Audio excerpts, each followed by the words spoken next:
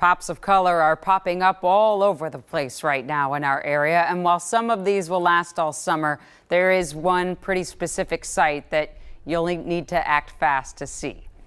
Last year, we showed you an entire maze made out of lilac bushes in Cold Spring. The farmer invited us back today for peak viewing time.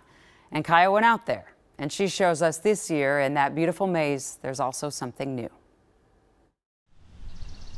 We just loved so much the lilacs that you showed us last year, and I remember we'd come kind of toward the end, right, of their prime time, but how are they looking now? They're pretty good right now. They're almost prime, I would say another day or two. Relaxing lilacs, I love that. It was last year around this time Mike Nisler opened his lilac labyrinth to the public for the first time. He says at least 500 people came. 20 years ago when we planted all these, they're like maybe 16 inches tall. Today, the bushes are taller than most people. It would take you about 3.5 minutes to walk it all. And Mike says Memorial Day weekend's a great time to stroll through the 500-foot-long maze. I think the people from the city like to get out in the country, so it's a good opportunity to share the beauty of nature.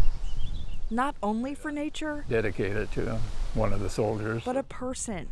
Ron was a medic in Vietnam, and he ended up getting Agent Orange, and he's had 7 surgeries for cancer.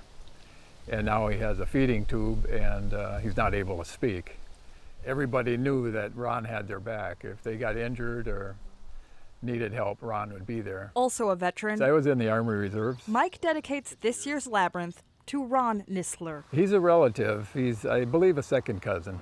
But the thing I really admire him for is he was a volunteer driver for fellow veterans, and he logged over 5,800 hours that he donated his time.